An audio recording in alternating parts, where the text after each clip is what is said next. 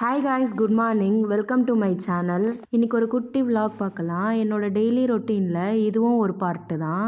2 days once மறக்காமல் தலைக்கு எண்ணெய் வச்சுடுவேன். நான் ரொம்ப வருஷமாக இந்த பேராஷூட் ஆயுர்வேதிக் தான் யூஸ் பண்ணுறேன்.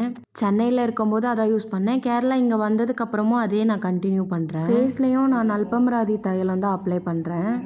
ஒரு 2 hours கழிச்சு தான் நான் குளிப்பேன். சடனாக எங்கள் வீட்டுக்கு ஒரு கெஸ்ட் வந்தாங்க. யாருன்னு பார்த்தீங்கன்னா வள்ளி அம்மா. வரும்போது லட்டுவும் பலாப்பழமும் எடுத்துகிட்டு வந்தாங்க. பலாப்பழத்துக்கு பேர் இங்கே சக்கன்னு சொல்லுவாங்க. இங்கே பலாப்பழம் ரொம்ப ஈஸியாகவே கிடைக்கும். எங்கள் வீட்லேயே ஒரு மரம் இருக்குது. காலையிலே என்னோடய மாமனார் மீன் வாங்கிட்டு வந்திருந்தாங்க. இதுக்கு இங்கே பேர் முல்லான்னு சொல்லுவாங்க. தமிழ்நாட்டில் இதோட பேர் எனக்கு தெரியல. வீட்டுக்கு பின்னாடி உட்காந்து நான் ஃபிஷ்ஷு க்ளீன் பண்ண ஸ்டார்ட் பண்ணிட்டேன். நான் நல்லாவே ஃபிஷ் க்ளீன் பண்ணுவேன். எனக்கு ஃபிஷ் க்ளீன் பண்ணுறது ரொம்ப பிடிக்கும்.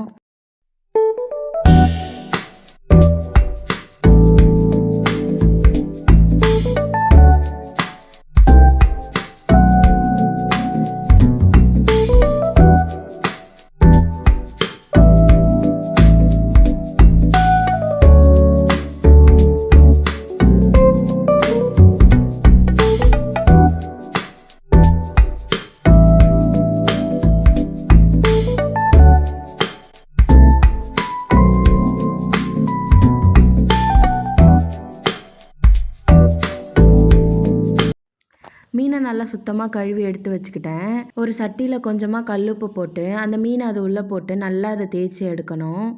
ஏன்னா அப்போ தான் மீன் இன்னும் நல்லா சுத்தமாகும். அதுக்காக தான் நம்ம இப்படி பண்ணுறோம். அது ஒரு பக்கம் இருக்கட்டும். நான் அரிசியை நல்லா ஊற வச்சு கழுவி வச்சுருக்கேன். அது குக்கரில் போட்டு மூடிடலாம். 2 விசில் வந்தால் போதும்.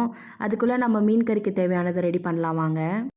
இஞ்சி பூண்டு கொஞ்சம் நசுக்கி எடுத்து வச்சுக்கலாம். தேங்காவும் கொஞ்சம் இந்த மாதிரி பண்ணி எடுத்து வச்சுக்கலாம். தேங்காய் கூட ஒரு 4 சின்ன வெங்காயம் போட்டு அதை நல்லா மிக்சியில் கிரைண்ட் பண்ணி எடுத்துக்கலாம்.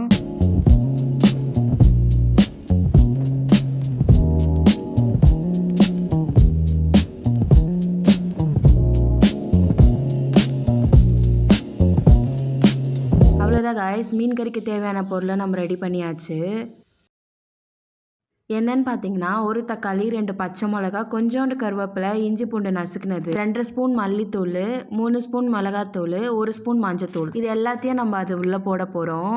அப்புறம் நம்ம ஆல்ரெடி தேங்காய் அரைச்சி வச்சுருந்தோம்ல, அதையும் இது உள்ளே ஆட் பண்ணணும். லாஸ்ட்டாக உங்களுக்கு எவ்வளோ புளி தேவையோ அந்த அளவுக்கு புளி கரைச்சி அதையும் ஆட் பண்ணிக்கோங்க. அது எல்லாத்தையும் கொஞ்சம் கையாலே கலக்கி விட்டுக்கோங்க.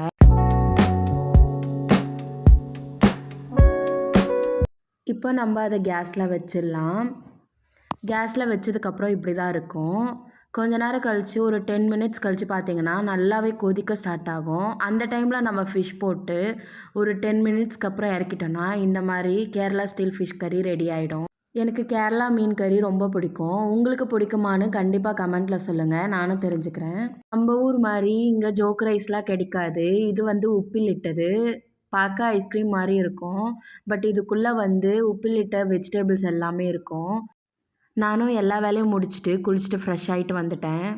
2 days பிஃபோர் நான் ஒரு ஷார்ட்ஸ் அப்லோட் பண்ணியிருந்தேன். அதில் எனக்கு காப்பிரைட்ஸ் விழுந்துச்சு. நான் அகெயின் ரீஎடிட் பண்ணி ஒரு 4 to 5 times அப்லோட் பண்ணேன். அப்பயுமே எனக்கு காப்பிரைட்ஸ் வந்துச்சு. யூடியூப் சேனல்லாம் நம்மளுக்கு செட் ஆகாதுன்ற முடிவுக்கே வந்துட்டேன்.